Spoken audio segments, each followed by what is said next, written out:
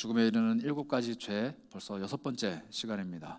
우리 지난주에는 나태함까지 우리가 살펴봤고, 오늘은 탐욕, 탐심에 대해서 함께 좀 살펴볼까 합니다. 지난주 혹시 기억하실지 모르겠지만 나태함은 아무것도 하지도 않는 죄라고 했습니다. 다른 죄들은 적극적으로 막 이렇게 행동하는 죄라면, 나태라는 죄는 아무것도 하지 않는, 그러나 마음속 그리고 행동 속에서 꿈틀꿈틀거리고 있는 죄다라는 것이 핵심이었죠. 그 나태함은 결국 사람들을 무기력하게 만들고 사람들의 영혼을 침륜에 빠지게 만드는데, 이 탐욕만큼은 또 아무것도 하지 않는 죄인데 모든 것을 하는 죄입니다. 탐욕.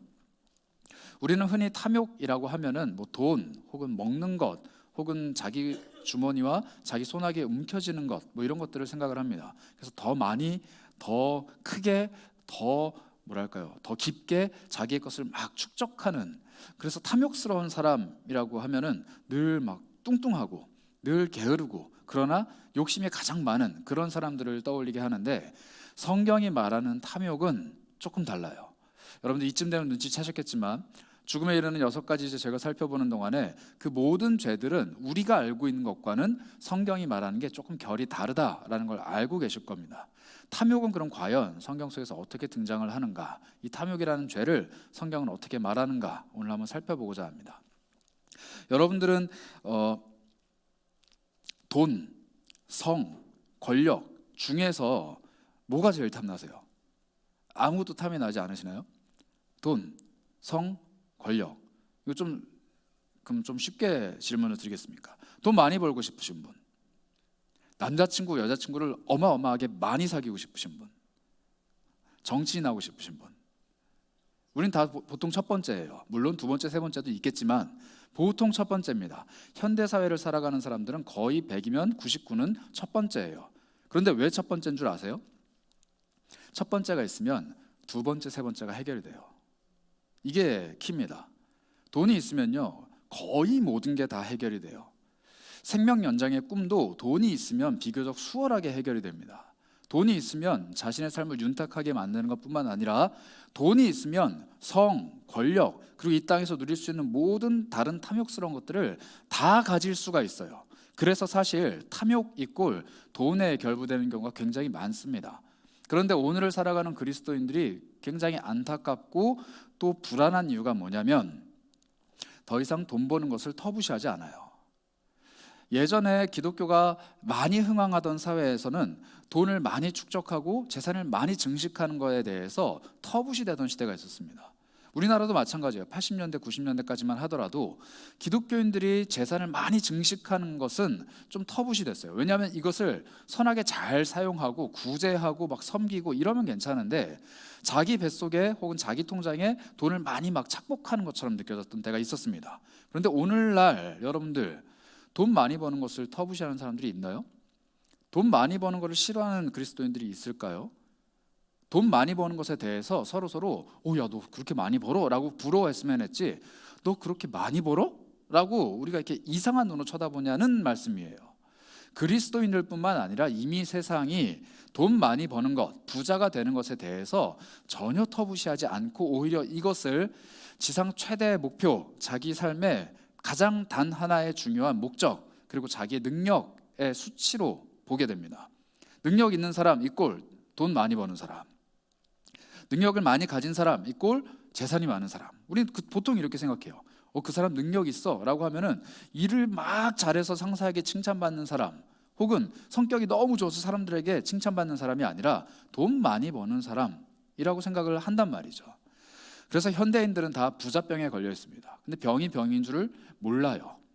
부자가 되는 방법을 가르쳐 주는 데라면 눈과 귀와 모든 마음이 쏠립니다. 그리고 그게 합법적인 일이라면 시도하죠. 돈이 되는 일이라면 다 쫓아다녀요. 그리고 돈이 안 되는 일에는 가치를 두지 않습니다. 그래서 오늘날 현대를 살아가는 그리스도인들마저도 돈 되는 일을 쫓아가는 것에 전혀 거리낌이 없어요. 그리고 돈 안 되는 일은 가치가 없다 생각합니다. 심지어 이거는 사역의 현장에서도 마찬가지인데, 돈을 소위 꼬라박는 사역은 안 해요. 이게 어떤 방식으로든 재생산이 돼야 사역의 열매가 있다고 생각을 합니다. 흔히 이야기하자면 이런 거죠. 전도를 하려고 하는데 돈은 많이 들어가요. 그런데 사실 전도가 안 돼요. 그러면은 실패했다고 얘기를 해요. 돈은 얼마 안 들어가는데 사람들에게 많은 복음을 전해요? 그럼 성공했다라고 얘기해요. 돈을 투자하는데 눈에 보이는 가시적인 성과물이 없어요? 그러면 그 사역이 효용성이 있냐라고 질문을 해요. 돈이 많이 들어가는데 그만큼 열매가 쑥쑥쑥 나오면 혈안이 돼서 그 사역을 하려고 해요.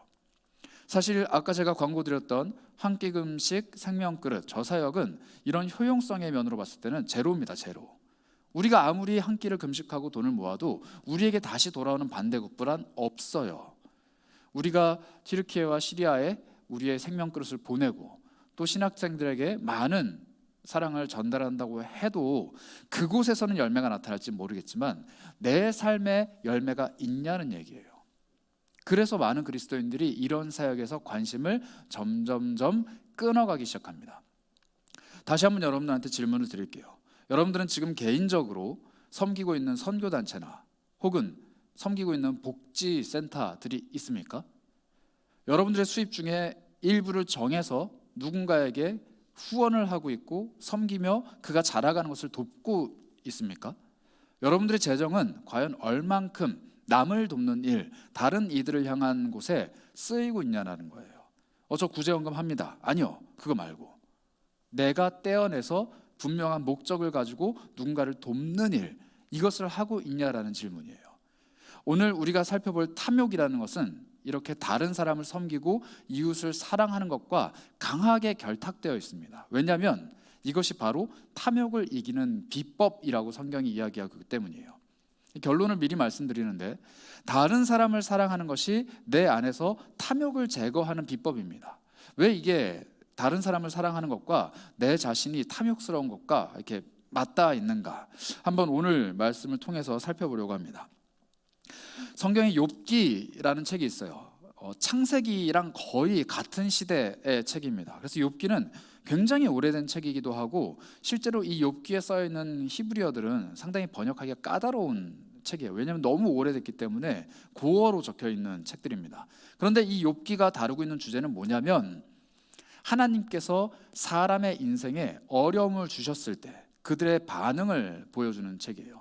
그리고 하나님이 그들에게 복을 주시기도 하고 때로는 아픔을 주시기도 하는데 이 모든 것들에 대한 질문에 답을 찾아가는 게 욥기라는 책입니다. 그런데 이 욥기에는 흥미로운 장면 하나가 등장하는데 사탄과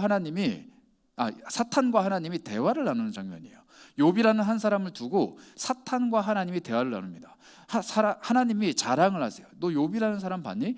이 사람이 정말로 이 땅에는 수많은 사람 중에서 나를 너무너무 사랑하는 내 마음에 꼭 드는 사람이야. 이렇게 자랑을 합니다. 그때 사탄이 뭐라고 얘기하냐면 욥기 1장 9절부터 11절인데요. 사탄이 여호와께 대답하여 이르되 욥이 어찌 아무 이유 없이 까닭 없이 여호와 하나님을 경외하겠습니까? 주께서 그와 그의 집과 그의 모든 소유물을 울타리로 두르심 때문이 아닙니까? 주께서 그의 손하는 바를 복되게 해주시고 그의 소유물이 땅에서 넘치게 하셨음입니다. 이제 주님 손을 펼치셔서 그 모든 소유물들을 치소서. 소유를 다 뺏어 보시기 바랍니다. 그러면 틀림없이 주님을 향해서 어떻게 할 거라고요? 욕할 거라고. 이렇게 얘기합니다. 사탄이 이야기해요. 그가 부자이기 때문에 하나님을 사랑하는 거다.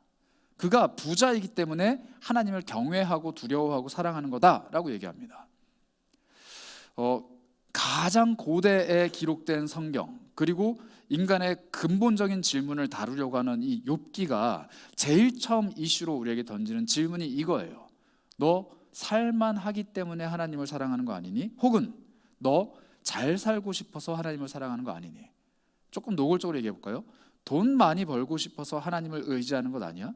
그리고 실제로 하나님 의지했을 때 너의 재산이 늘어나고 돈벌이가 흥왕하니까 하나님이 있다라고 착각하고 하나님을 두려워하는 거 아니냐? 이렇게 얘기해요. 여러분들에게 또 한 번 질문 드릴게요. 오늘 질문 굉장히 많이 하는데 여러분들이 집이 막 망해요. 내가 돈벌이를 하는 사업체 혹은 회사가 막 망해요. 내가 세상에서 열심히 사는데 우리 집은 점점점 가난해지고 나는 점점점 어려워져요. 이걸 하나님의 복이라고 말할 수 있는 사람이 우리들 중에 몇 명이나 있을까요? 객관적으로 봤을 때 이것을 하나님의 복이라고 말할 수 있는 시선이 우리 안에 있냐는 얘기입니다. 이게 바로 욥기가 다루는 내용이었어요. 욥기가 우리에게 제시해 주는 바, 사람의 탐욕이 충족되지 않으면 사람은 하나님을 사랑하는 게 힘들어져요.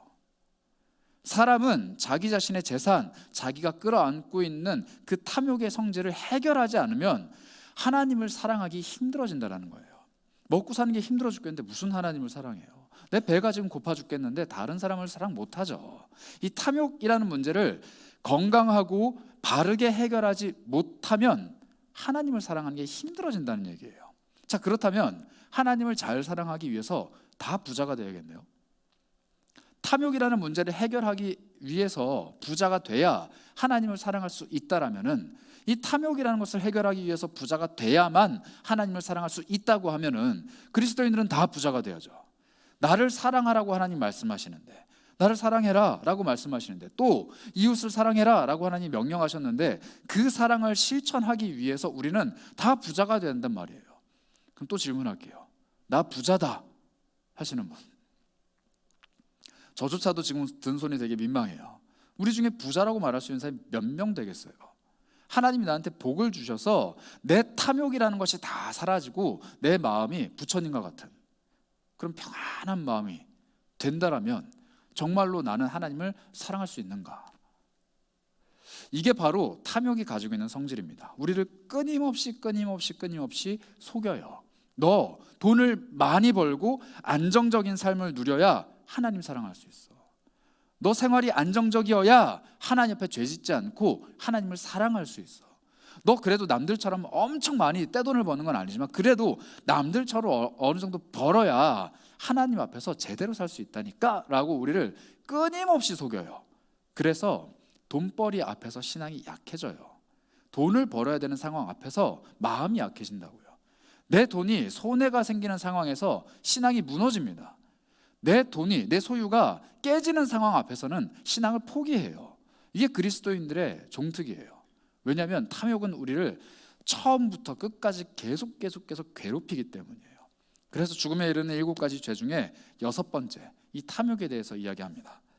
예수님도 사실 이 탐욕에 대해서 굉장히 많이 경고하셨어요. 예수님이 이 땅에 오셔서 공생의 기간 동안, 약 3년에 가까운 기간 동안 수많은 교훈들을 주셨는데, 이 복음서 안에 기록된 예수님의 교훈들 중에 탐욕, 탐심, 이것에 관련된 교훈이 몇 프로냐면요, 15%예요.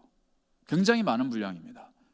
예수님이 간음에 대해서도 말씀하시고, 살인에 대해서도 말씀하셨고, 하나님 사랑하고 이웃 사랑하는 세 계명에 대해서도 말씀하시고, 예수님 교회에 대해서도 말씀하시고, 제자에 대해서도 말씀하시고, 수많은 것들을 말씀하셨는데 유독 사람의 탐심에 관련된 내용을 15%나 말씀하셨다는 거예요.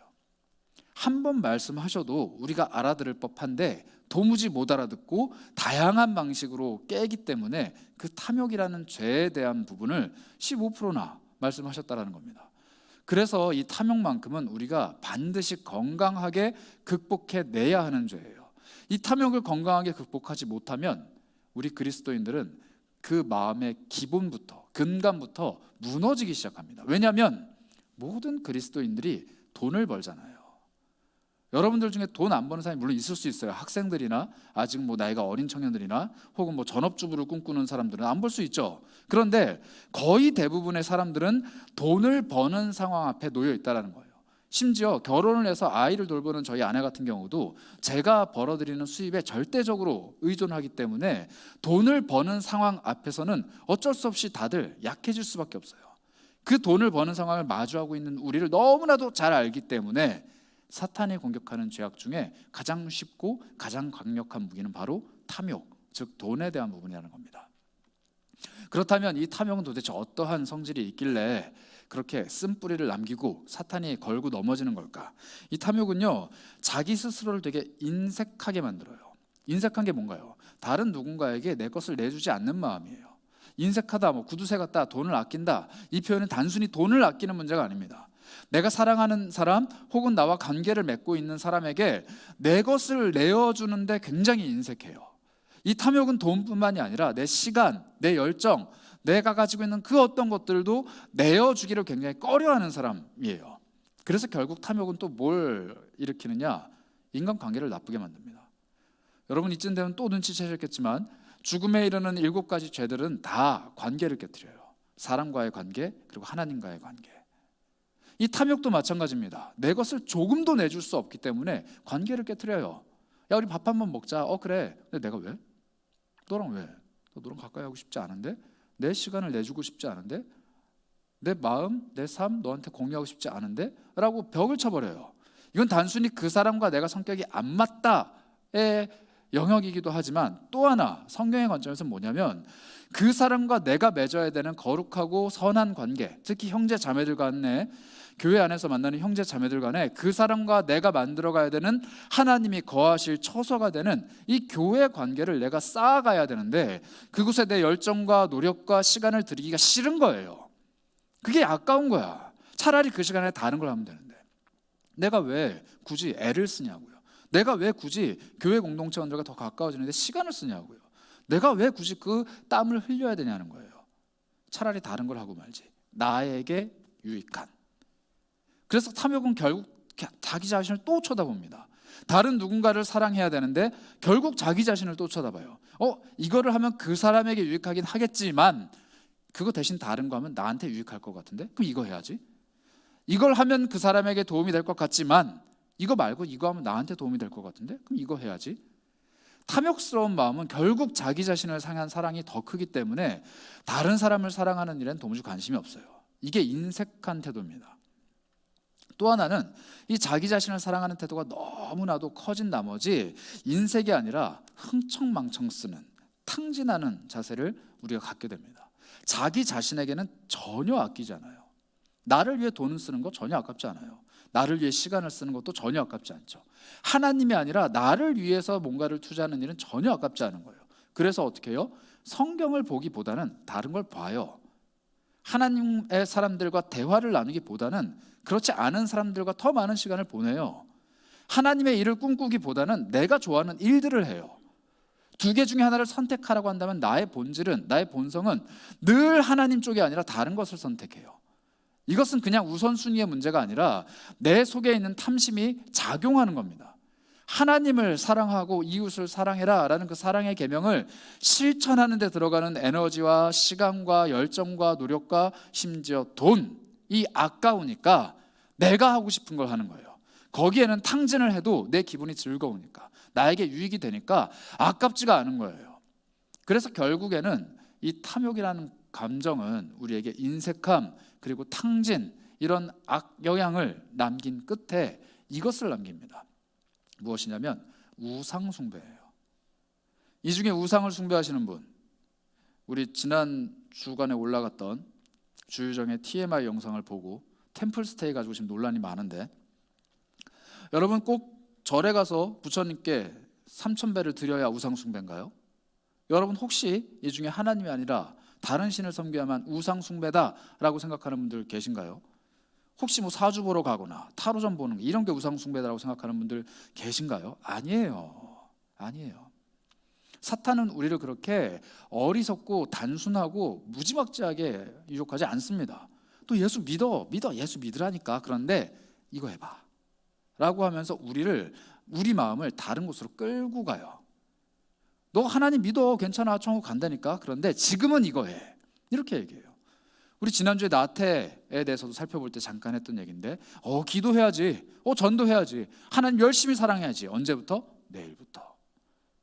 이걸 미루는 게 나태라면은 탐욕은 뭘 하게 만드느냐, 내일로 밀어놓은 그 일을 잠시 접고 오늘 내가 가지고 있는 열정과 에너지를 다른 거 사랑하게 만드는 거예요.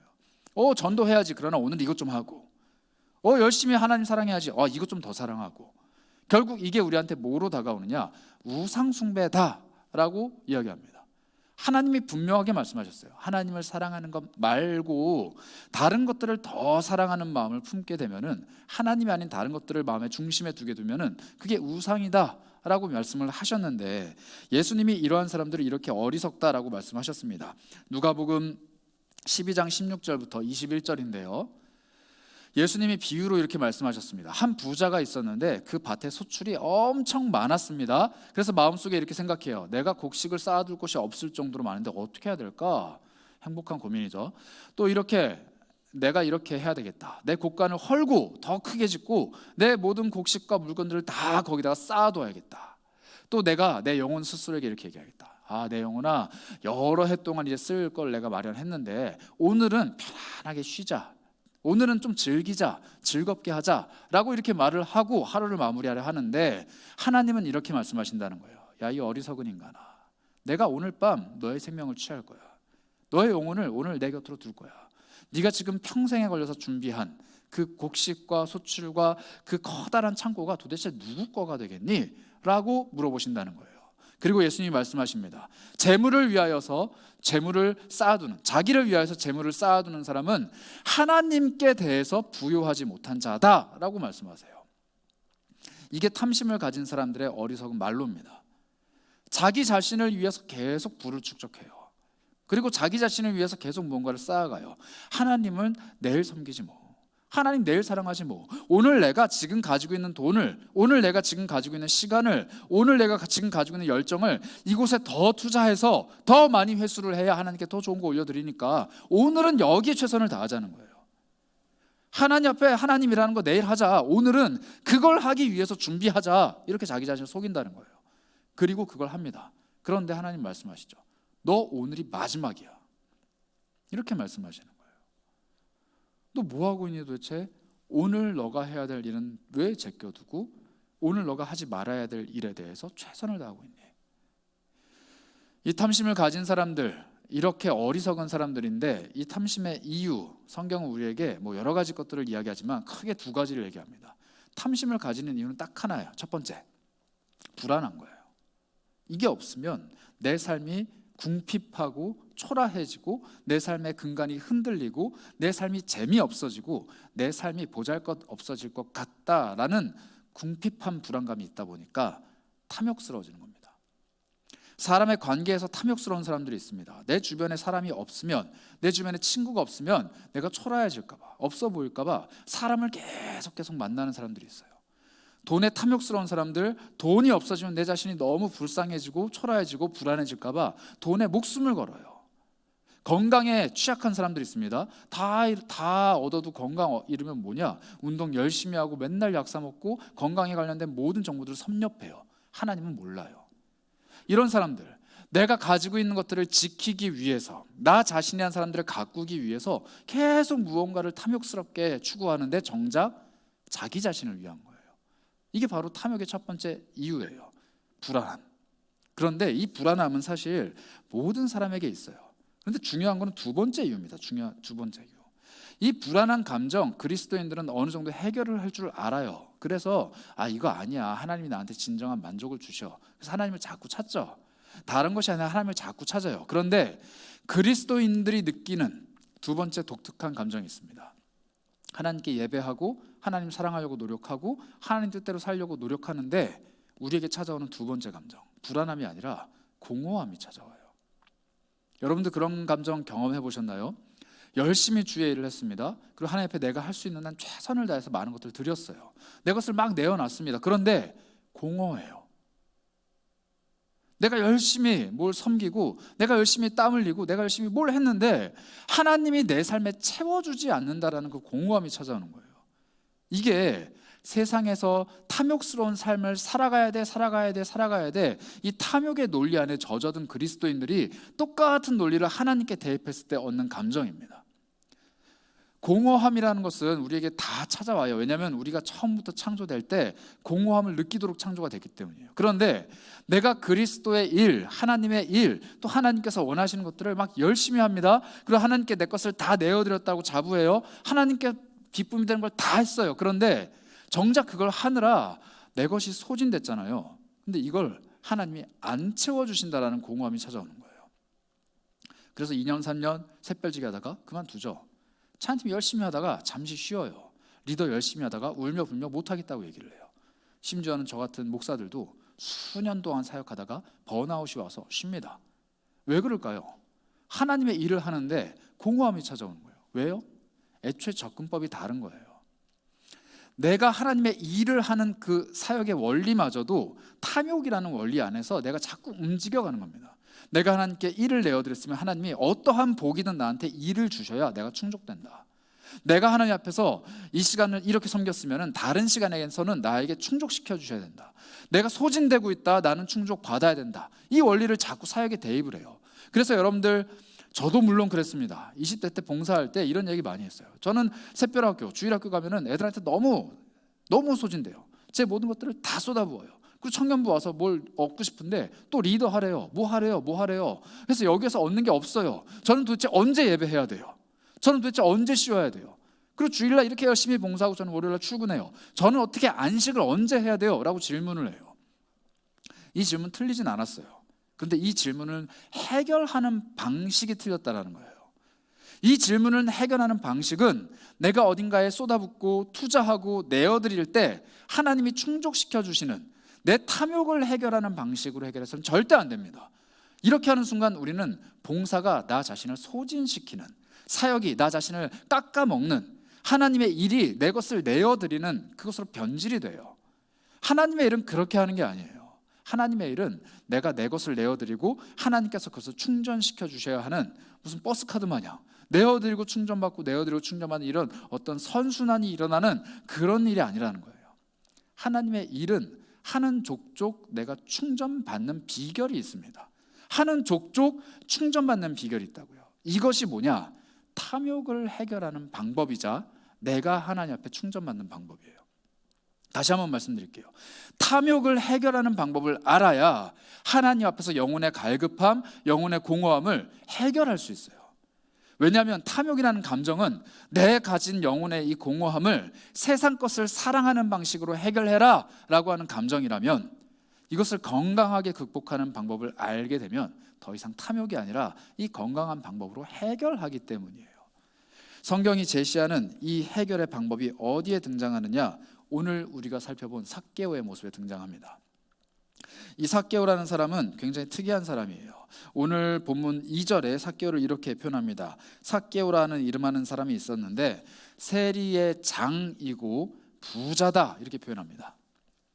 세리장이고 부자다, 부자였던 것 같아요. 탐심을 이룬 사람입니다. 탐심 앞에서는 성공한 사람이에요. 그런데 이 사람이 어떻게 성공했는지가 굉장히 중요해요. 세리라는 사람들의 직업적인 특징이 뭐냐면은, 일단 세금을 걷는 사람이에요. 누구한테 걷냐면 자기 동족 이스라엘 사람들에게 세금을 걷어요. 근데 그 걷은 세금을 누구한테 바치느냐? 로마, 우리가 지금 식민 지배를 당하고 있는 로마에 갖다 바칩니다. 쉽게 얘기하면은 조선 사람이 일본에게 돈을 바치는데 그 일을 하는 사람이 조선 사람인 거예요. 그러니까 이 같은 민족들이 싫어하죠. 싫어하는데 뭐 할 수 있어요. 그런 일 할 수 있죠. 할 수 있는데 문제는 뭐냐? 세금의 비율이 정해져 있지 않아요. 이게 문제인 거예요. 로마 사람들이 굉장히 지혜로웠습니다. 어떻게 하느냐? 그 나라를 정복하고 나서 세금을 걷는데 이렇게 해요. 야, 우리는 뭐 돈 많으니까 세금 니네가 알아서 내는데 뭐 우리 굳이 뭐 세금 안 걷어도 되니까 너네들 중에 대표한 사람 뽑아서 그 사람 세금 걷어서 가지고 와. 내기만 하면 돼. 얼마인지 우리 신경 안 쓸게. 근데 대표를 뽑아 오는데 대표를 우리가 정할 거야. 이렇게 얘기해요. 그리고 대표하고 싶은 사람 나와. 이렇게 얘기를 해요. 그럼 나오잖아요. 나와서 물어봐요. 너 우리한테 얼마 줄 거야? 아, 저는 7% 내겠습니다. 그래? 너는 얼마 줄 거야? 그럼 저 8% 낼게요. 그래?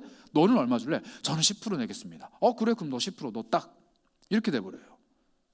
그러니까 세금의 비율이 정해져 있으면 이 돈은, 내가 걷는 이 세금은 로마인들이 정한 거니까 주세요. 저도 여러분들 힘든 거 알아요. 그리고 여러분들한테 긍휼한 마음이 있어요. 그러나 로마가 하라잖아요. 주세요. 이렇게 하는데 내가 정하는 거예요.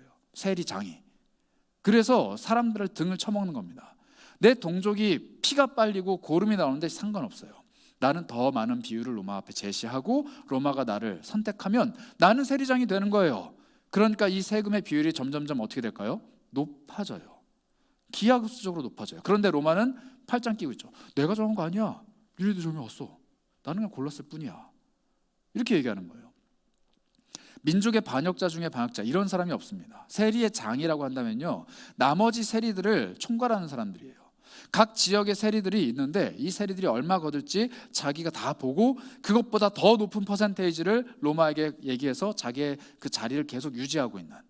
그래서 이 삭개오가 벌어들인 수입의 거의 대부분은 로마에 갖다 바치기 위해서 자신의 형제들에게 걷어들인 이 세금으로 만들어진 부입니다. 애초에 부자인 사람은 이 세리를 하지 않아요. 왜냐하면 너무 수치스러운 일이에요. 너무 민족을 향해 배반하는 완전히 친일파 정도가 아니라 정말 나쁜 사람이기 때문에 거의 안 해요.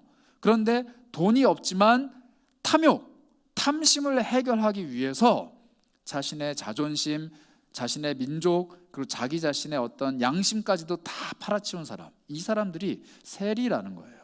그러다 보니까 이 삭개오한테 예수님이 가셔서 야, 너 내려와라, 나랑 식사하자라고 했을 때 사람들이 뭐라고 얘기했냐면은 저 사람이 지금 죄인이랑 같이 있는다, 이렇게 얘기합니다. 이게 성경이 좀 이렇게 젠틀하게 표현하니까 죄인이라고 표현을 하는 거지, 우리의 식대로 표현하면은 와, 저 사람 완전 저 나쁜 XX, 저 인간이랑 같이 밥을 먹는다고? 똑같은 인간이야? 막 온갖 욕을 하는 겁니다. 제가 누군지 알고 지금 저렇게 하는 거야? 예수님 저러는 거야? 막 논란이 있게 된 거죠.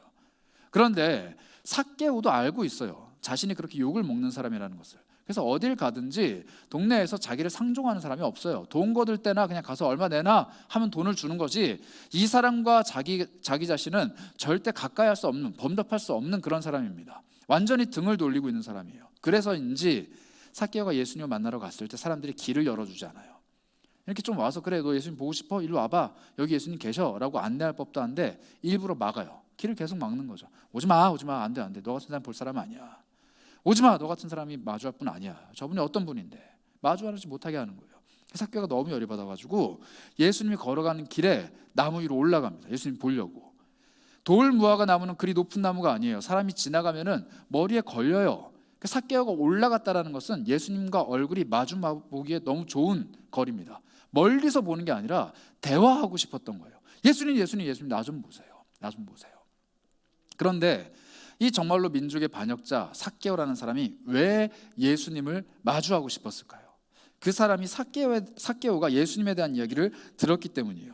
오늘 우리가 읽은 이 19장 바로 앞에 18장 41절부터 43절에 이런 얘기가 나옵니다. 예수님이 여리고로 가시는 길에 눈이 안 보이는 한 맹인을 만났는데 그 사람에게 이렇게 얘기해요. 너에게 내가 뭘 해주길 원하니? 너에게 내가 뭘 해주길 원하니? 라고 물어보시고 그 사람이 보기를 원합니다, 이렇게 대답하자 예수님이 이렇게 말씀하십니다. 너의 믿음이 너를 구원했다. 그리고 그 사람이 실제로 보게 되고 하나님께 영광을 돌리게 되고 예수님을 쫓아가죠. 그리고 사람들이 그걸 보고 하나님을 찬양해요. 다시 한번 말씀드릴게요. 예수님이 뭘 해줄까? 저 보고 싶습니다. 그런데 예수님이 너의 믿음이 널 구원했다 라고 말씀하시고 눈이 딱 떠집니다. 사람들이 보고 하나님을 찬양하고 영광 올려드려요. 그리고 그 사람은 예수님을 쫓아다녀요. 삭개오는 자기가 살고 있는 여리고에 가까이 다가오시는 예수님이 이 일을 행했다라는 얘기를 들었어요. 그리고 나서 자기 마음에 한 가지 소망이 생깁니다. 지금 삭개오가 하지 못하는 행동이 뭔지 아세요? 하나님을 예배하는 거예요. 죄인이기 때문에 하나님 예배하는 자리에 가까이 갈 수가 없습니다. 삭개오가 또 하지 못하는 게 뭔지 아세요? 사람들과 함께 어울려 다니는 거예요. 예수님 곁에 수많은 사람들이 같이 다니는데 거기 가까이 가지를 못해요. 너는 죄인인데 왜 와? 가까이 오시면 더러운 인간아. 밀어내는 거예요. 삭개오는 그 맹인이 부러웠어요. 자기가 가지는 돈은 없지만, 눈이 안 보이지만 예수님의 뒤를 쫓아다닐 수 있고 그 사람을 통해서 사람들이 하나님께 영광을 올려드리는 예배의 중심, 예수님과 함께 동행하는 그 무리의 중심에 들어있는 그 사람이 부러운 거예요. 삭개오는 지금까지 돈에 대한 탐심 때문에 수없이 그 돈을 추구해서 살아갔던 사람입니다. 그런데 그 마음속에 새로운 갈급이 찾아온 거예요. 하나님에 대한 갈급. 예배하고 싶다. 나 저 믿음 공동체 안에 들어가고 싶다. 나 정말로 하나님 가까이 가고 싶다. 이런 갈급함이 찾아왔을 때 그 사람을 만나기 위해 예수님이 여리고를 향해 가십니다. 그리고 자신의 눈을 뜨게 해달라는 그 사람 앞에서 물어보시는 거죠. 내가 너한테 뭘 해주길 원하니? 아마 이 질문은 삭개오를 향한 질문이기도 해요. 내가 너한테 뭘 해주길 원하니? 너 돈을 벌 만큼 벌었잖아. 너 양심 버릴 만큼 버려봤잖아. 너는 지금 뭘 원하기 때문에 내 곁으로 오니? 라고 물어보시는 거예요. 삭개오는 아마 얘기할 겁니다. 저는 눈을 떠주게 해주신 건 필요 없지만 내 마음에 있는 이 탐욕스러운 마음, 갈급함을 좀 해결해 주셨으면 좋겠습니다. 이 얘기를 하고 싶었는지 몰라요.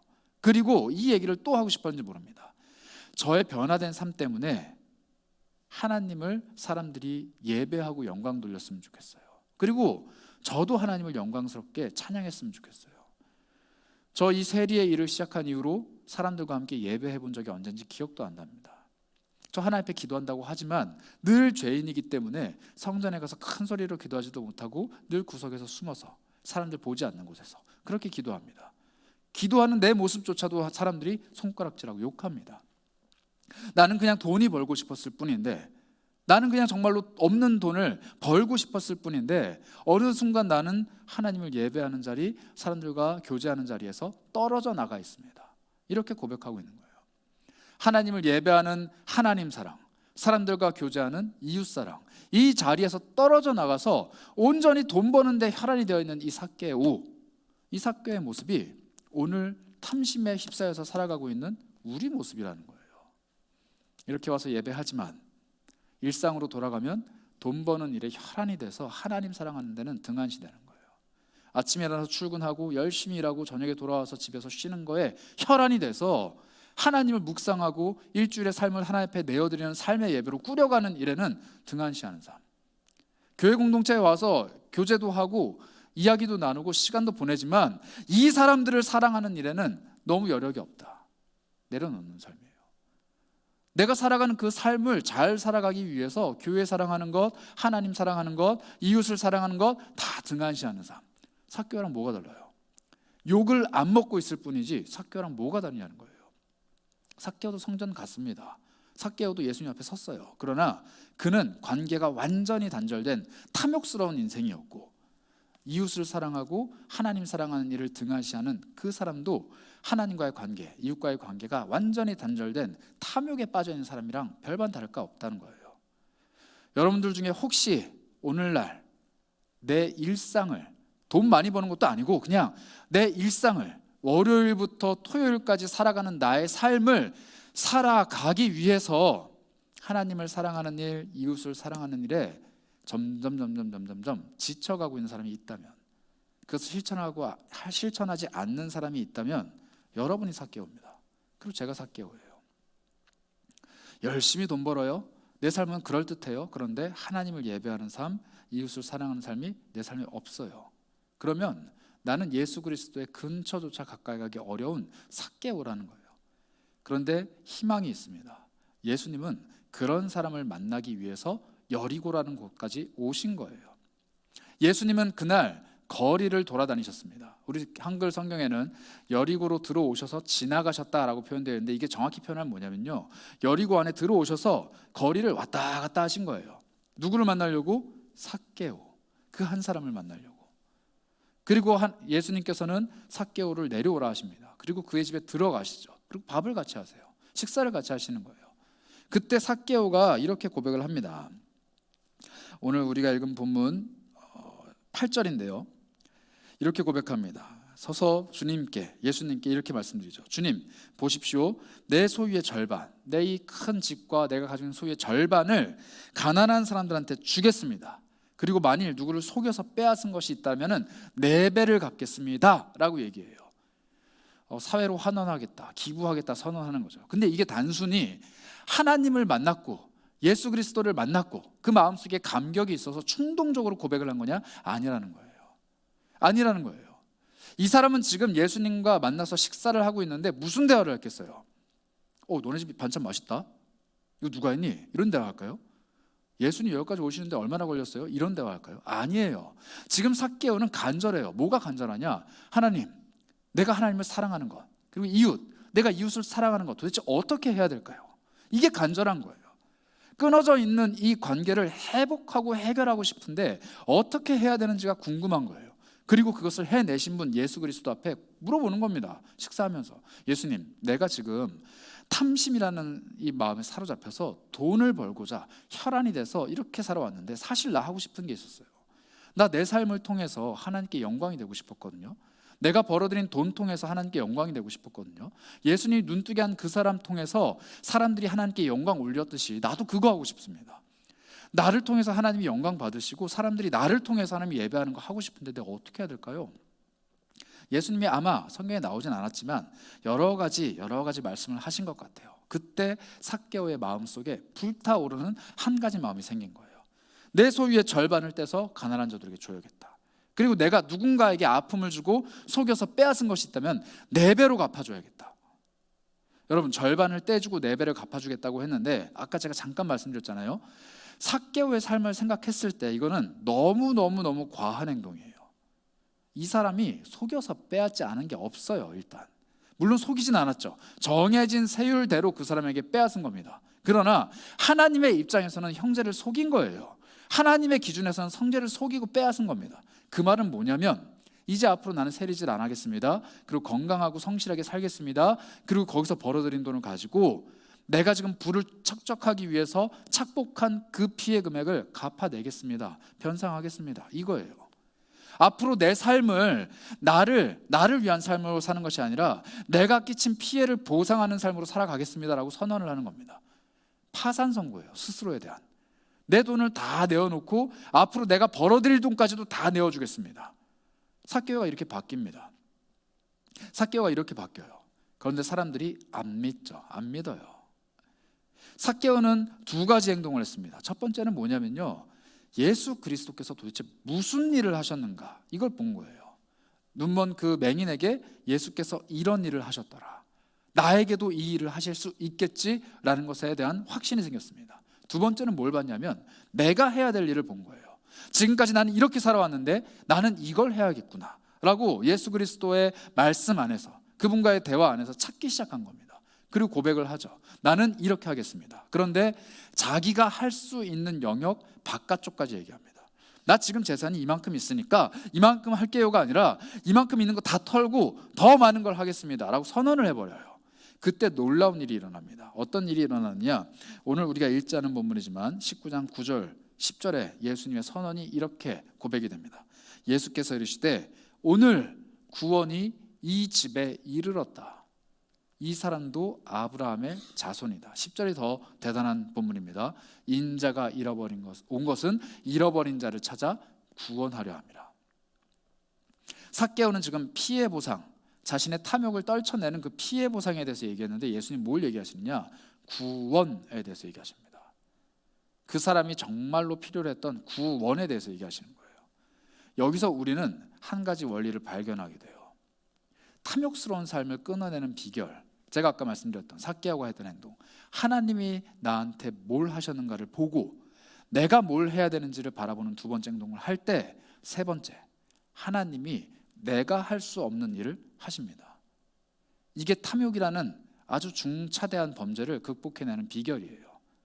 내 속에서 끓어오르는 이 탐욕은 늘 끊임없이 내 삶을 망가뜨려요. 그런데 그때 이 탐욕스러운 내 본질을 깨트리기 위해서 우린 뭘 해야 되느냐, 하나님께서 나에게 어떤 행동을 하셨는가, 어떤 일을 하셨는가를 끊임없이 되뇌이는 겁니다. 그리고 2번째로, 그럼 난 뭘 해야겠느냐, 끊임없이 되뇌여요. 그리고 내가 할 수 있는 것들을 하기 시작할 때 하나님께서 일을 하시기 시작하는데, 여기서 한 가지 더 있어요. 제가 아까 말씀드렸잖아요. 내가 봉사할 수 있고, 내가 섬길 수 있고, 내가 헌신할 수 있고, 내가 감당해낼 수 있는 것만 하면 하나님은 그대로 두십니다. 제가 아까 잠깐 말씀드렸던 교회 봉사가 그렇게 되는 거예요. 내 삶의 헌신이 그렇게 되는 거예요. 주님, 나는 월화수목금 이렇게 살아야 되고요, 토요일도 이렇게 살아야 되고요, 주일 이 시간이 비는데 이거 할게요, 저거 할게요, 뭐가 할 수 있습니다. 맞춰가요. 그리고 그거 해요. 그럼 주님은 알겠다, 끝이에요. 알겠다, 너 할 수 있는 만큼만 하는구나. 그래, 너 할 수 있는 만큼만 하고 할 수 있는 만큼만 받아라. 근데 우리 주님 뭘 보시냐면요, 너 할 수 없는 것을 하려고 하는구나. 그럼 내가 당연히 도와줘야지. 너 할 수 없는 일을 시도하려고 하는구나. 그럼 내가 능력을 줘야지. 너 지금 안 가지고 있는 것을 베풀려고 노력하는구나. 그럼 내가 채워줘야지. 너 지금 너한테 없는데 그걸 주고 싶어서 끊임없이 애타게 노력하는구나. 내가 줘야지. 이렇게 반응하신다는 거예요. 삭개오는 그렇게 얘기했습니다. 내 재산의 절반은 주고 남은 절반은 갖겠습니다. 이렇게 얘기 안 해요. 내 재산의 절반도 줘버리고 앞으로 내가 해야 될 모든 일들을 다 해서 더 갚겠습니다. 자기가 생각해도 너무 과하다 싶을 정도로 선언을 하고 살겠다고 결심해요. 그때 그가 할 수 없는 일을 한다는 거예요. 구원을 베풀어 주십니다. 그가 정말로 필요로 했던. 그리스도인들의 삶의 원리가 여기서 시작이 돼요. 여러분들, 할 수 있는 헌신만 하는 것은 하나님 물론 기뻐하시죠. 그런데 하나님의 놀라운 놀라운 역사를 경험하기에는 조금 부족해요. 조금. 내가 할 수 없는 일을 꿈꾸고, 내가 할 수 없는 일을 선언하고, 내가 할 수 없는 일을 탐욕스럽게 추구해야 하나님이 반응하신다는 거예요. 탐욕이란 뭡니까? 내 주머니에 없는 걸 가지고 싶어서 열심히 노력하는 거예요. 탐욕이란 뭐예요? 내가 갖지 못한 돈을 가지고자 열심히 일하는 거예요. 탐욕이 뭐예요? 내가 갖지 못한 그 사람의 마음을 갖고 싶어서 그 사람에게 혈안이 되어 있는 거예요. 탐욕이 뭐예요? 나한테 없는 그것을 내 것으로 만들려고 애를 쓰는 거예요. 하나님을 향한 탐욕도 똑같아요. 하나님께 있는데 지금 나한테 없기 때문에 그걸 가지려고 내 삶에서 혈안이 돼서 애를 쓰는 거예요. 하나님의 일에. 봉사를 하는데 할 수 있는 만큼 하는 게 아니에요. 헌신을 하는데 할 수 있는 만큼 하는 게 아니고, 이웃을 사랑하는데 할 수 있는 만큼 하는 게 아닙니다. 하나님 사랑하는 일에 내가 할 수 있는 만큼만 하면은 하나님이 알겠다라고 하신다는 거예요. 그런데 할 수 없는 일을 하겠다라고 눈에 불을 켜고 시뻘개진 눈으로 잠을 줄여가며 시간을 쪼개가며 내 것을 막 꼬라박으면서까지 그걸 하겠다라고 애를 쓰는 그 사람에게 하나님이 일하신다는 거예요. 그래, 너 지금 열심히 애쓰는데 나도 손 놓고 있을 수 없지. 너 지금 나를 사랑하겠다고 그렇게 시간을 쪼개는데 내가 그 시간에 동참해야지. 너 지금 이웃 사랑하겠다고 너의 재산을 자꾸 내어주는데 그 재산 내가 채워줘야지. 너 지금 그 사람을 사랑하겠다고 마음이 상처 있고 눈물이 나는데도 불구하고 끊임없이 사랑을 노력하는데 내 사랑 너에게 줘야지. 하나님 이렇게 반응하신다고요. 그걸 경험한 사람이 삭개오입니다. 그 삭개오, 그 모습이 우리 안에 있어야 돼요. 이 삭개오가 나중에 어떻게 실제로 행동했는지 성경은 우리에게 말해주고 있지 않아요. 정말로 재산의 반을 내어놨는지, 정말로 다른 사람들에게 갚았는지 성경은 말하고 있지 않아요. 그런데 우리에게 또 하나 힌트를 주는 것, 성경에 그 어디에도 삭개오의 이름이 나와 있지는 않지만 삭개오가 포기했다는 얘기도 안 나옵니다. 아마 삭개오는 평생 그 헌신을 지키기 위해서 애쓰며 노력하면서 살았을 거예요. 그리고 그는 더 이상 부자이자 세리장이라는 주목받는 삶이 아니라 어떻게 해서든지 푼돈이라도 벌어서 다른 사람을 위해 쓸 수밖에 없는 가난뱅이 신세로 전락했을 겁니다. 버는 족족 써야 되니까. 그리고 그 삶은 더 이상 성경을 읽는 독자들에게 주목받지 못하는 삶이 됐어요. 그러나 그의 삶은 하나님 앞에서 복된 삶이었을 겁니다. 그리스도인들이 탐욕을 하나님께로 돌리기 시작하면 인생이 가난해져요. 사람들이 보기엔. 시간이 없어져요. 사람들이 보기엔. 마음이 헛헛해져요. 사람들 보기엔. 주변에 사람도 없어집니다. 사람들이 보기엔. 그런데 하나님의 시선으로 봤을 때 그는 그 누구보다도 풍요로운 사람이 됩니다. 주변에 사람이 많은 것이 아니라 사랑해야 되는 사람이 많아요. 내 지갑 속에 돈이 많은 게 아니라 정말로 무한대로 공급해 주시는 하나님의 창고가 내 삶에 열리는 거예요. 내 인생이 풍요로워지는 게 아니라 나를 통해 다른 사람들이 풍요로워지는 것을 끊임없이 보게 하시는 거예요. 이게 바로 하나님께 매인 사람들의 삶의 특징입니다. 이런 사람들은 더 이상 탐욕에 자신의 인생을 좌우하지 않습니다. 갖고 싶은 물건, 갖고 싶은 사람, 갖고 싶은 마음, 갖고 싶은 돈, 이런 것 때문에 자기 삶이 흔들리지 않아요. 명확한 목적을 두고 명확한 방향을 두고 하나님과 함께 일하는 거예요. 그것을 우리는 뭐라고 얘기하느냐? 제자라고 얘기합니다. 예수 그리스도의 온전한 제자, 예수님의 길을 쫓아가는 그 제자, 자기 십자가를 짊어지고 세상의 다른 어떤 것들은 바라보지 않으면서 예수께서 걸어가신 그 길을 똑같이 걸어가는 그 사람을 예수님은 제자라고 말씀하셨고, 그 제자는 탐욕이라는 감정을 버린 사람들을 의미합니다. 제자들이 물어봤습니다. 내가 예수님 쫓아가기 위해서 아버지도 버리고 형제들도 버리고 밭도 일하는 것도 다 버리고 예수님 쫓아갑니다. 그런데 그 제자들에게 이렇게 말씀하셨어요. 너희가 나를 쫓아간다고 얘기하지만, 나를 그렇게 쫓아오려고 다 버리고 헌신했다고 얘기하지만, 나한테 뭔가를 얻기 위해서 그 행동을 한 거라면 이 땅에서 그거 다 받을 거야. 그게 끝이야. 이렇게 얘기하세요. 내가 부자 되기 위해서 봉사하고 헌신하고, 내가 조금 더 잘 살기 위해서 예배하고, 내 인생이 좀 그럴싸해지기 위해서 하나님 섬기는 것, 그렇게 될 거라는 거예요. 그런데 천국엔 상급이 없어요. 영적인 상급이 없다라는 거예요. 이 땅에서 받지 못하는 사람들이 하늘나라의 풍요로운 창고를 채워갈 것이다 라고 예수님 말씀하십니다. 그래서 우리가 예수 그리스도를 사랑하는 일에는 그리고 이웃을 사랑하는 일에는 반대로 받을 것을 기대하지 않는 그 탐욕스러운 마음이 다 끊어진 상태로 시작을 해야 됩니다. 샛별지기 할 때요, 여러분들 눈물 나고 괴로울 거예요. 애들은 반응 없죠. 나는 시간과 열정과 재산을 투자해야 되죠. 그리고 나는 아무리 땀 흘리고 헌신해도 그 누구도 알아주지 않죠. 리더도 마찬가지예요. 찬양팀도 그렇습니다. 시간은 시간대로 들어가고 내 젊음은 끊임없이 허비가 되는데 다 지나가고 나면 나에게 남는 것은 없어 보여요. 형제 자매를 사랑하는 일도 마찬가지고 하나님 사랑하는 일도 마찬가지입니다. 성경 통독 열심히 해보세요. 뭐가 있어요? 1년에 성경 10번 읽었다 칩시다. 무슨 돈이 나와요? 아무 일도 일어나지 않아요.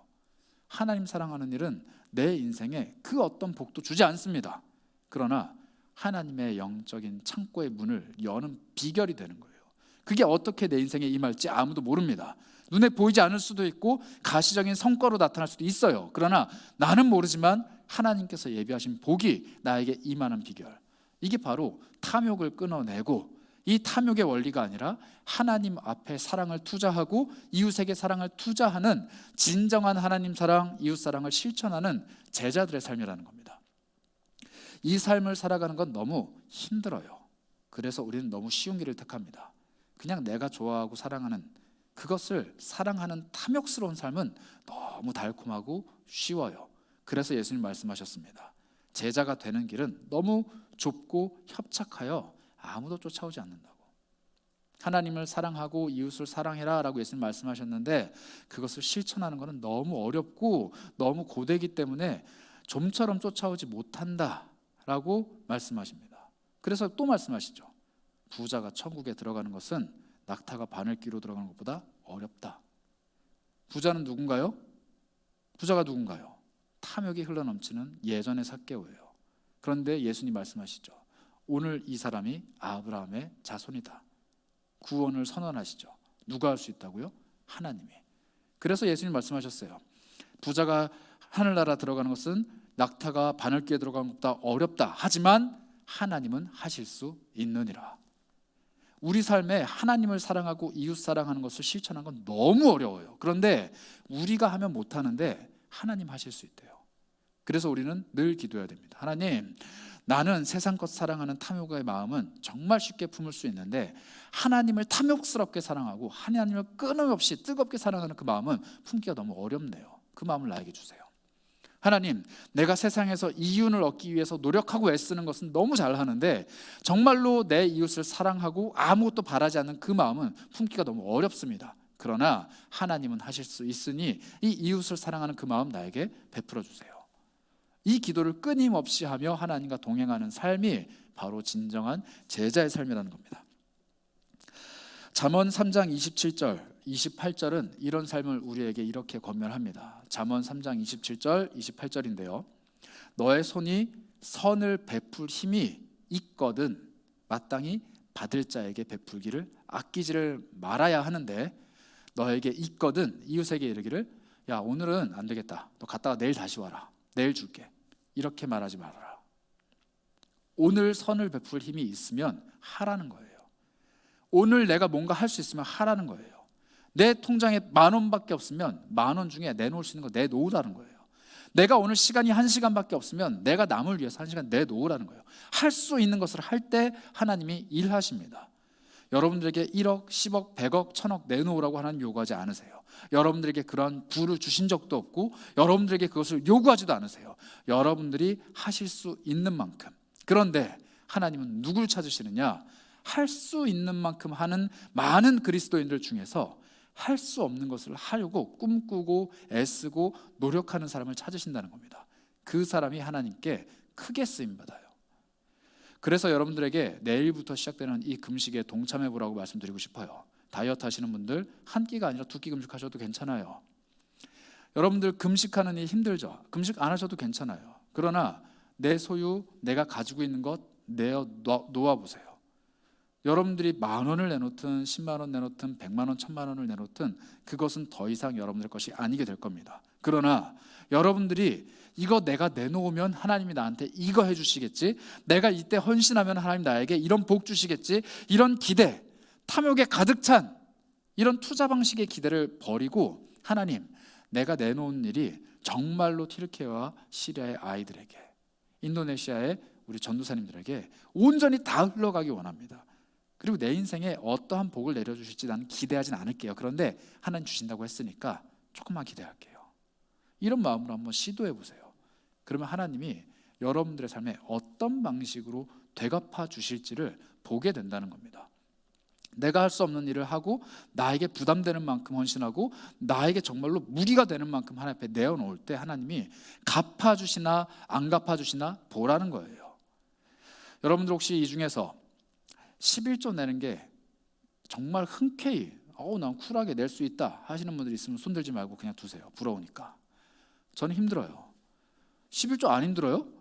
내가 번 돈의 10분의 1이나 내놔야 되는데 이거 안 힘드나요? 11조는 힘들어요. 힘들어서 하나님도 인정하셨어요. 뭐라고 말씀하셨냐면 너 11조 나에게 내봐라. 그 대신에 내가 너에게 쏟아 부어서 흔들어 차고 넘칠 만큼 채워주지 않는지 한번 시험해봐라. 이렇게 말씀하십니다. 하나님도 아세요. 내가 100만 원 가지고 있으면 그 중에 10만 원 정도 내놓는 거 너무 힘들다는 거 아세요. 그래서 그것만 내놔도 하나님이 복 주시겠다고 약속했어요. 여러분들 한 끼 금식 얼마 할 거예요? 제가 지금 독촉하고 강요하는 거 아닙니다. 여러분들에게 원리를 가르쳐 드릴게요. 11조만큼 하잖아요. 하나님이 인정해 주세요. 너 힘든데 했구나. 내가 너에게 복을 내려주고 차고 넘치게 내려줄게. 그 비율이 10분의 1이라는 거예요. 물론 10분의 1 하는 거 힘들어요. 더 적게 할 수도 있습니다. 하나님이 10분의 1보다 적은데 욕하지 않으세요. 너 한 끼 금식한 게 이거밖에 안 돼? 너 밥값 8,000원인데 왜 5,000원으로 계산했어? 이렇게 말씀 안 하신다는 거예요. 그렇게 말씀하시지 않는 하나님 뭘 보시느냐?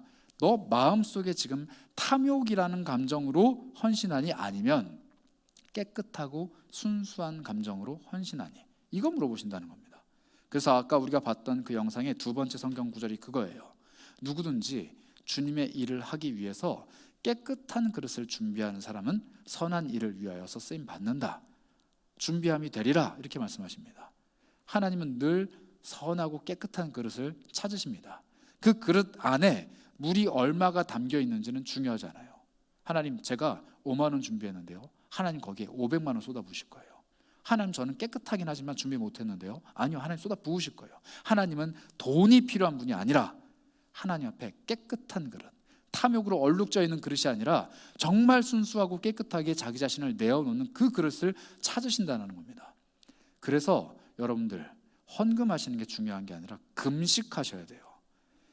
밥을 굶는 게 중요한 아니라 금식 기도를 하셔야 돼요. 기도하며 준비하며 하나님 앞에 헌신하며 내어드릴 때 하나님 그걸 쓰신다라는 겁니다. 다시 한번 높아심에 말씀드려요. 돈 내라고 말씀드리는 거 아닙니다. 여러분들 금식하셔야 돼요. 살 빼라고 말씀드리는 거 아니에요. 기도하셔야 된다는 거예요. 그리고 그게 내 삶에서 탐욕의 감정을 몰아내고 내 삶을 더 풍요롭게 채워가는 것을 경험해 보세요. 그것을 경험하는 사람이야말로 하나님의 이 탐욕을 극복해내는 하나님의 재정 원리를 발견해낼 수 있다는 것입니다. 제 이야기를 하나 해드리고 오늘 이 설교를 마치려고 해요. 제가 군대에 가면서부터 기부를 결정했습니다. 제가 군대 가면서 처음으로 그럴싸한 월급을 받았어요. 제가 장교로 복무했기 때문에 제가 그동안 알바하면서 번 돈보다 훨씬 더 많은 돈을 벌어들였습니다. 7급 공무원이었거든요. 그 공무원에 준하는 월급을 받았어요. 큰 금액을 받았으니까 감사했죠. 그래서 나름대로 고민하다가 11조 떼고 후원을 해야겠다 해가지고 제가 한 그 자매결연 프로그램을 후원했습니다. 근데 제 마음속에 그런 마음이 좀 들었어요.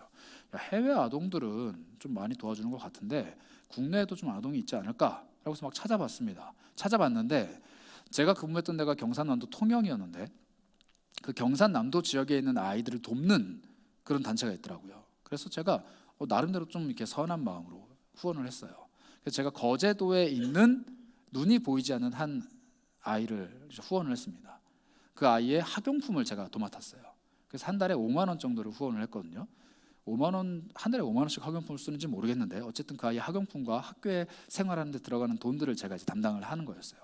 그 아이 소식도 간간히 들려오고 그 아이에 대한 이야기들도 메일로 막 받았습니다. 그래서 제가 한 4년 정도를 후원했던 것 같아요. 근데 4년 정도 후원하다가 제가 조금 경제적으로 굉장히 어려웠던 때가 있었어요. 그래서 4년을 후원하고 나서 보니까 걔가 이제 고등학교를 졸업할 때가 됐더라고요. 중학생을 후원하기 시작했는데, 그 제 마음속에 어떤 마음이 있었냐면, 그래, 얘 이제 성인이니까 학용품을 안 사겠지, 이제 자립해야지 하면서 그걸 이제 중단을 했습니다. 그걸 한번 물어봤어요. 이제 성인이 됐는데 어떻게 할 거냐, 다른 아이를 돕겠냐, 아니면 이걸 중단하겠냐. 그래서 제가 마음에 진짜 많이 고민했습니다. 한 2달 고민하다가 중단을 했어요. 그리고 나중에 조금 다시 내가 여력이 되면 해야지. 왜냐면 제가 그때 신학대학원을 다닐 때인데 사례 없이 그 사역을 했었습니다. 그래서 제가 막 대출 받아가면서 사역을 했었거든요.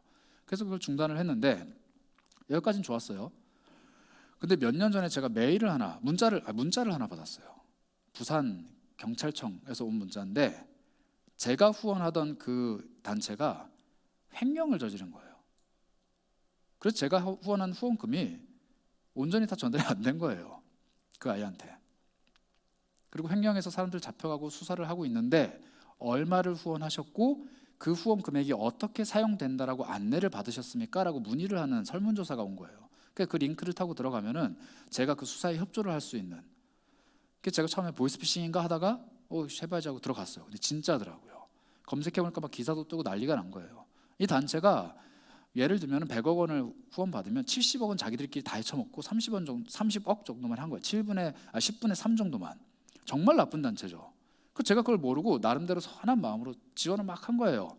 그러다가 마음의 부담을 느끼고 끊은 거죠. 이 끊은 거 잘한 거예요, 못한 거예요? 잘한 거죠. 그래서 제가 그때 사역하고 있을 때인데 하나님께 막 질문을 했어요. 하나님, 도대체 뭡니까? 나는 선한 일을 하겠다라고 이렇게 했는데 왜 이런 결과가 있는 건가요? 어떻게 이런 사람들이 있습니까? 정말 나쁜 거 아닙니까? 라고 막 이렇게 마음의 답답함을 가지고 있었는데 어느 날 하나님이 저한테 그렇게 말씀하시더라고요. 너 돈 5만 원 내는 거 말고 뭘 했길래 화를 내는 거야? 이렇게 얘기하시는 거예요. 돈 5만 원 내는 거 말고 너 그 아이를 위해서 뭘 했다고 화를 내는 거야? 이렇게 말씀하시는 거예요. 그게 제가 되게 충격적이었습니다. 제가 낸 5만 원 중에 산술적으로 15,000원은 그 아이한테 갔을 거예요. 그리고 35,000원은 아마 그 사람들이 해먹었겠죠. 근데 저는 그 아이한테 정말로 그게 갔는지, 그 아이가 정말 행복한 삶을 사는지, 그 아이가 어떻게 자라가고 있는지 사실 별로 관심 없었어요. 내가 했다, 이 하고 있는 나의 모습에 도취되어 있는 거지 그 아이에 대한 관심은 조금 없었어요. 그러다 가끔 연락이 오면은 잘 자라고 있구나, 가끔 뭐 소식 오면은 그래 잘하고 있구나, 이렇게. 그 제가 스스로한테 되게 궁금해졌습니다. 야, 그 사람들은 10만 원 받아서 3만 원이라도 도왔는데 너는 도대체 그 아이를 위해서 뭘 했냐? 너 그 5만 원이 부담됐니? 라고 물어보시는 거예요. 부담 안 됐어요. 정말 부담 안 됐어요. 제 11조에 비하면 턱없이 부족한 금액이었거든요. 흔쾌히 낼 수 있는 금액이었습니다. 근데 저는 그걸 가지고 분노하고 있는 거예요. 왜요? 내가 했던 그 선한 사업이 망가졌다고 생각하니까, 내가 했던 그 헌신이 잘못됐다고 생각하니까. 오늘날 여러분들께 한번 똑같은 질문을 하나님이 하신다면은 우리는 뭐라고 대답할 수 있을까요? 너가 살아가는 삶에서 과연 다른 사람을 사랑하고 하나님 사랑하는 일에 얼마나 많은 금액을, 또 얼마나 많은 시간을, 얼마나 많은 노력을 들였길래 내가 하는 그 일에 하나님이 반응하지 않는다고 해서, 내가 드리는 그 노력에 사람들이 도와주지 않는다고 해서, 내가 드리는 그 열정에 반응이 없다고 해서 분노하고 화내니? 너 과연 얼마나 하나님 사랑하는 일에 힘을 썼길래 하나님이 날 안 사랑해 준다고 화를 내고 있니? 너 얼마나 이웃 사랑하는데 힘을 썼길래 그 형제 자매가 나의 마음 몰라준다고 안타까워하니? 너 얼마나 교회 사랑하는 일에 힘썼길래 교회가 엉망진창이라고 손가락질하니? 너 정말로 하나님의 몸을 이루어가는데 얼마나 애를 썼길래 그 하나님의 몸을 욕되게 하니? 이 질문은 오늘 저에게도 하는 질문이기도 하고 여러분들께 드리는 질문이기도 해요. 우리는 늘 탐욕스러운 기준을 가지고 내 삶을 평가합니다. 나는 할 만큼 했는데 하나님 왜 나한테 안 주시지? 나는 노력할 만큼 했는데 우리 공동체는 왜 이러지? 내 삶은 도대체 왜 이런 거지? 하나님은 물어보시는 거예요. 돌려받을 무언가를 생각하는 게 아니라 정말 깨끗하고 정말 순수한 마음으로 탐욕이라는 것은 1도 없이 그저 하나님의 일을 위해서 애쓰고 헌신하고 있는가? 그리고 내가 할 수 있는 것보다 더 많은 것을 꿈꾸고 하기 위해서 하나님의 도우심을 구하고 있는가? 마치 삭개오처럼 내가 할 수 있는 분량은 이거지만 더 많은 것들을 하겠습니다, 주님, 나를 도와주세요 라고 말하고 있는가? 그리고 그 도우심을 실제로 느끼며 하나님이 내가 하는 일을 동역하고 계신다라고 고백하고 있는가? 그것이 가능해져야 내 삶은 하나님께 영광을 올려드리는 삶이 됩니다. 내가 열심히 노력하고 거기서 열매가 난다면 이것은 하나님께 영광에 돌려드리는 삶이 아니에요. 내가 할 수 없는 일을 꿈꾸고 거기서 내가 할 수 있는 최선을 다할 때 하나님이 거기에 손을 더해 주셔서 더 큰 열매가 나타났을 때 하나님이 비로소 영광 받으십니다.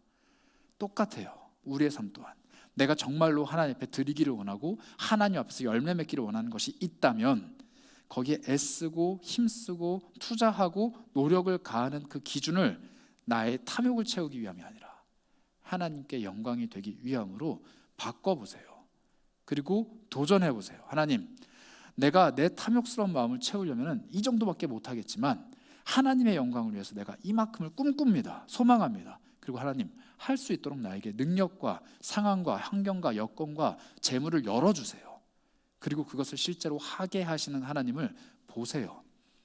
그러면 사람들이 여러분들의 인생을 보고 형제 자매들이 여러분들의 삶을 보고 하나님을 찬양하고 하나님께 영광 올려드리며 하나님이 있다, 정말 살아계시다라고 고백할 겁니다. 우리 공동체 안에 그런 목소리들이 많이 나왔으면 좋겠어요. 하나님 앞에 내가 이것을 헌신했는데, 하나님 앞에 내가 이렇게 도전했는데 하나님이 이 분야에서만큼은 나를 인정해 주시고 나에게 손에 힘을 더해 주셔서 하나님이 하셨다, 이런 고백들이 넘쳐났으면 좋겠어요. 한 끼 금시 생명 그릇, 그게 그렇게 됐으면 좋겠고 여러분들의 삶이 그렇게 되기를 진심으로 축복합니다. 여러분들의 직업, 여러분들의 가정, 여러분들이 벌어들이고 있는 수입, 모든 분야에서 하나님의 손길이 나타났으면 좋겠어요.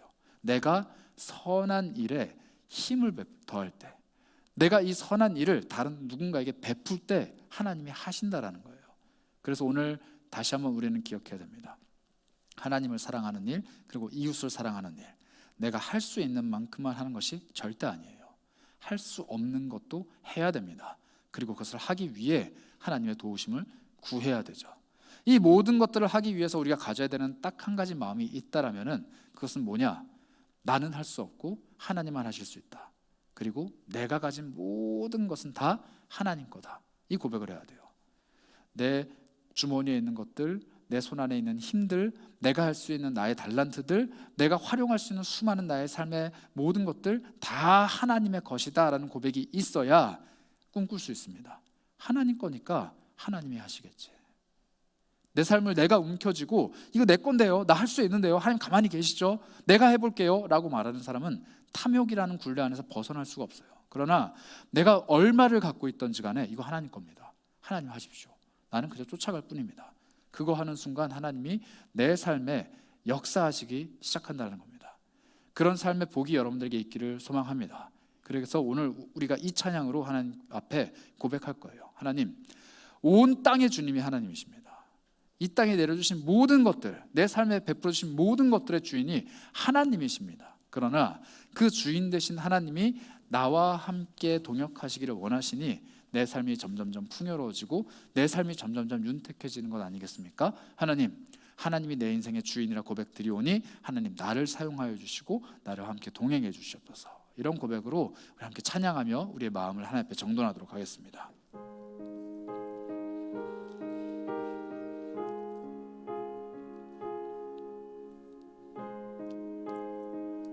우리의 마음을 담아서 함께 고백합니다. 온 땅의 주인 되신, 온 땅의 주인 되신 주님이 내 이름 아시며 상한 맘 돌보네. 어둠을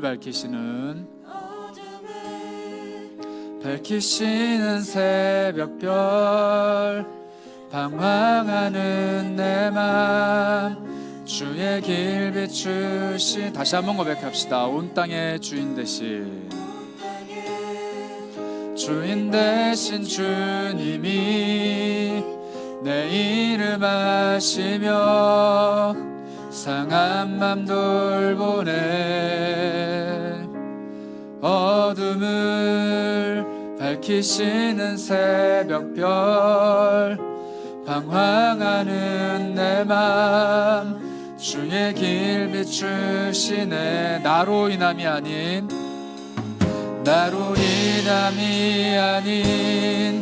주가 행하신 일로 나의 행함이 아닌 오직 주로 인하여 고백합니다. 고백합니다. 나는 오늘 피었다 지는 이름 없는 꽃과 같네. 바다에 있는 파도 안개와 같지만 주는 나를 붙드시고 부르짖음 들으시며 날 귀하다 하시네. 우리 2절로 찬양할까요? 주님은 나의 죄를 보시고 사랑의 눈으로 날 일으키시네. 바다를 잠잠하게 하시듯 내 영혼의 폭풍 고요케 하시네. 나로 인함이 아닌 주가 행하신 일로 나의 행함이 아닌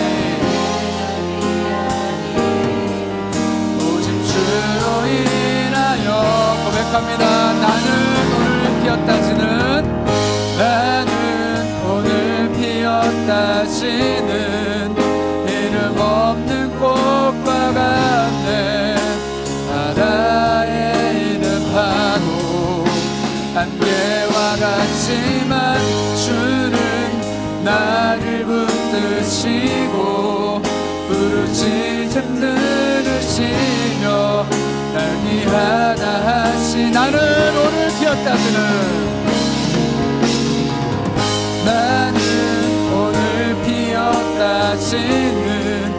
이름 없는 꽃과 같네. 바다에 있는 파도 안개와 같지만 주는 나를 붙드시고 부르짖음 들으시며 날 위하다. 다시 한번 고백합니다. 나는 오늘 피었다가 지는 피었다 지는 이름 없는 꽃과 같네. 바다에 있는 파도 안개와 같지만 주는 나를 붙드시고 부르짖음 들으시며 날 귀하다 하시네. 아마 부자가 되려고 혈안이 되어 있는 분들은 여러분들 중에 별로 없을 거예요. 그냥 나는 평범하게 월급쟁이로, 평범하게 작은 사업체로, 평범하게 그냥 살아간다. 나 하나님 앞에서 부자 되고 싶은 마음도 사실 별로 없고 그냥 일상을 조금 내가 좋아하는 것, 내가 즐거워하는 것 누리며 살아가고 싶을 뿐인데 정말 그것도 탐욕인가? 내가 가지고 있는 거 하나님 앞에 다 내어놔야 그게 하나님이 정말 원하시는 그런 삶인가? 나는 작은 취미도 작은 호불호도 얘기하지 못하고 그냥 주님이 하시는 일에 다 내 것을 내어놔야 정말 하나님 기뻐하시나? 이런 고민하시는 분들 계실 겁니다. 우리 하나님 말씀하십니다. 너 아무리 많은 것을 내어놔도 온 땅을 지으신 하나님 앞에서 그냥 작은 들풀과 같은 존재일 뿐이야. 이 땅을 움직이는 수많은 재화와 물건과 사람들을 소유하신 그분 앞에서 내가 내어드리는 것 아무것도 아닙니다. 그런데 하나님 뭐라고 말씀하시냐면 그것을 귀하다고 말씀하세요. 이제 길가에 흐드러지게 피어있는 벚꽃들, 그 꽃잎의 숫자는 셀 수가 없습니다. 우리는 그 꽃잎과도 같은 존재들이에요. 그런데 그 꽃잎들이 모여서 교회라는 주님의 몸을 만들고 공동체라는 주님의 사역을 하기 시작하며 하나님의 백성이라는 거룩한 군집을 이룰 때 하나님 것을 귀하다, 아름답다 말씀하시는 거예요. 우리가 내어드리는 것 작습니다. 그러나 하나님 그것이 모여서 하나님의 선한 일을 꿈꾸기 시작하면 귀하다 하시는 거예요. 그래서 우리에게 물어보십니다. 너 얼마 내놨니? 몇 시간 했니? 너 얼마나 땀 흘렸니? 이런 거 물어보시는 게 아니라 너 나와 함께 그것을 꿈꾸고 있니? 너의 탐욕이 아니라 내 꿈을 품고 있니? 너의 배를 채우는 일이 아니라 내 꿈을 실현시키는 일에 동참하고 있니? 너 나랑 같이 그 꿈 꾸고 있니? 이거 물어보신다는 거예요. 여러분들은 내가 가지고 있는 이 작은 꽃잎을 아름답게 피워내려고 온갖 약물을 빨아들이는 사람입니까? 아니면 내가 내어놓은 작은 꽃잎이 모이고 모여서 정말로 아름다운 꽃밭을 이루어가는 것에 기뻐하시는 그런 존재입니까? 우리는 후자가 되어야 됩니다. 하나님께 영광을 올려드리기 위해서 내 작은 것이 사용되는 것을 기뻐할 줄 아는 사람들이어야 해요. 여러분들 주일마다 헌금 봉투에 헌금을 넣으실 때 기쁘십니까? 기뻐하셔야 돼요. 이 작은 것을 주님이 귀하게 여기시니까. 여러분들 샛별지기로 샛별 아이들 마주할 때 기쁘십니까?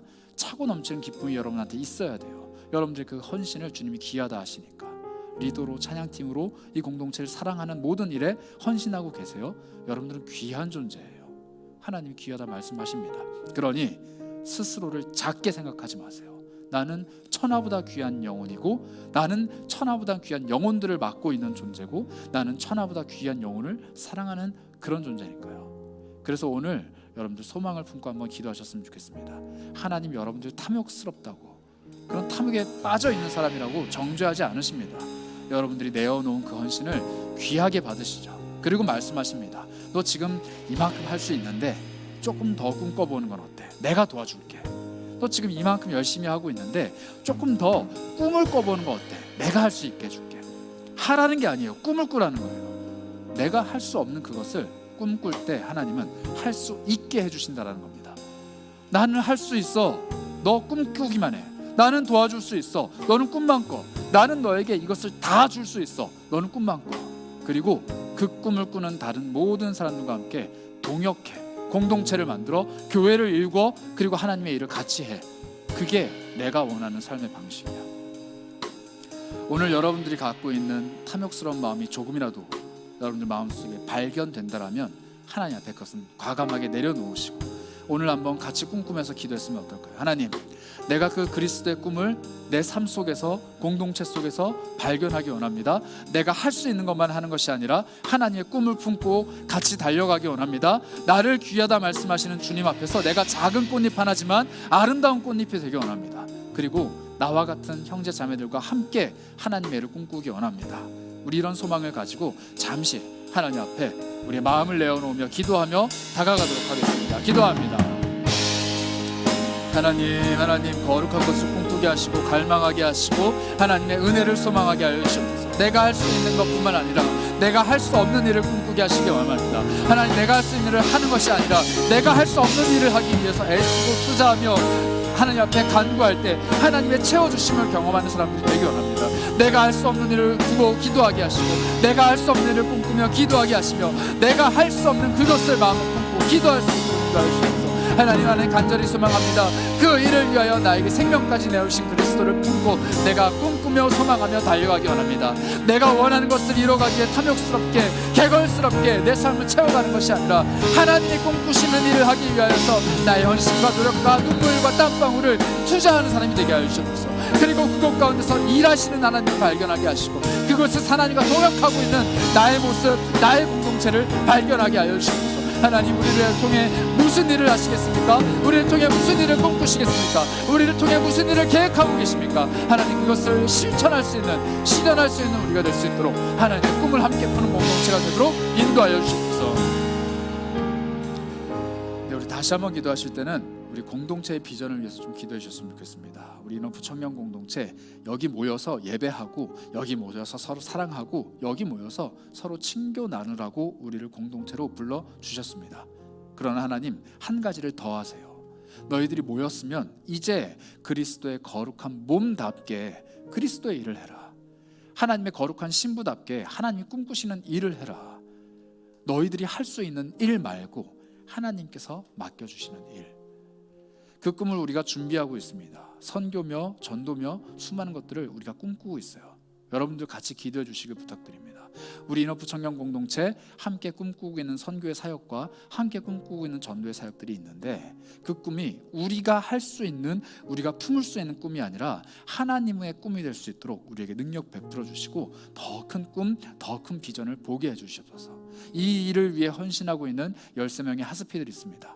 그들을 위해 축복하면서 기도해 주셨으면 좋겠어요. 하스피들이 모여서 마음을 다해 하나님 앞에 기도하고 꿈을 꿀 때 하나님이 베풀어 주시는 꿈과 비전을 발견하게 하시고, 그들이 지치고 참 어려운 순간에도 하나님께서 주시는 능력으로 사역하게 하시고, 그 선한 영향력이 각 공동체마다 펼쳐지게 하시고, 우리 모두가 함께 공유하는 꿈이 되게 하셔서 우리 공동체가 정말로 하나님 꿈꾸는 그런 일들을 하는 능력 있는 공동체 되게 해주십시오. 하나님, 세계력교회 청년부 하나님의 꿈을 품는, 하나님의 일을 하는 공동체로 동행해 주십시오. 우리 이런 마음으로 공동체와 특히 섬기는 하스피드를 축복하면서 함께 기도해 주시길 부탁드립니다. 기도합니다. 하나님, 우리 안에 하나님을 향한 갈망이 있기 원합니다. 소망이 있기 원합니다. 우리가 꿈꾸는 이 거룩한 소망들을 같이 품어가기 원합니다. 하나님께서 채워주시는 은혜가 있기 원합니다. 하나님께서 함께 하시는 은총이 있기 원합니다.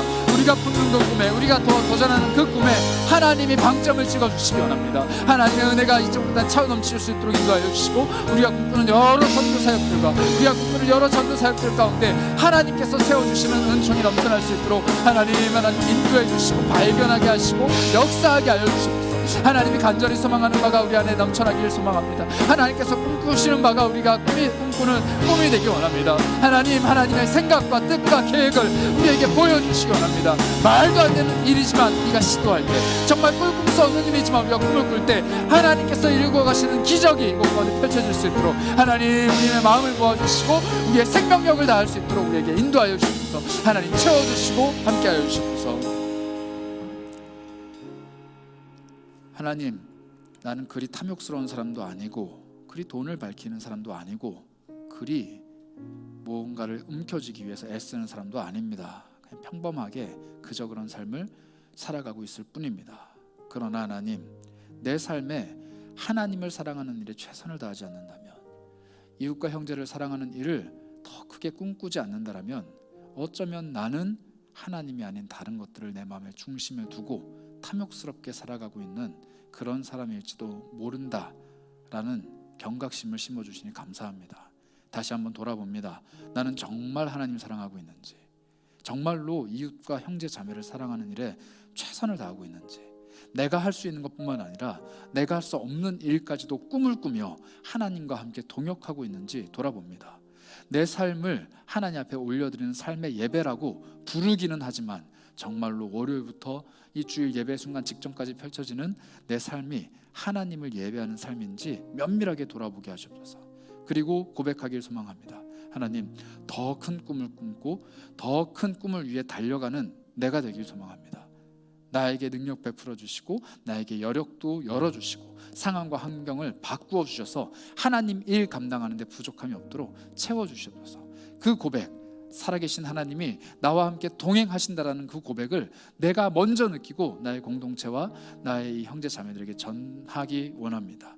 우리 공동체 안에 그런 고백들이 차고 넘치기 원합니다. 내가 하나님 앞에서 꿈을 꿨더니 하나님 그것을 현실이 되게 하시더라. 내가 하나님 앞에 꿈꾸며 기도하며 노력했더니 하나님이 능력을 더하시더라. 이런 고백들이 넘쳐나는 능력의 공동체 되게 하여 주시고, 그리하여서 우리가 하나님과 함께 꿈꾸며 정말 말도 안 되는 일을 꿈꾸며 하나님과 동행하는 능력의 사람들이 되길 원합니다.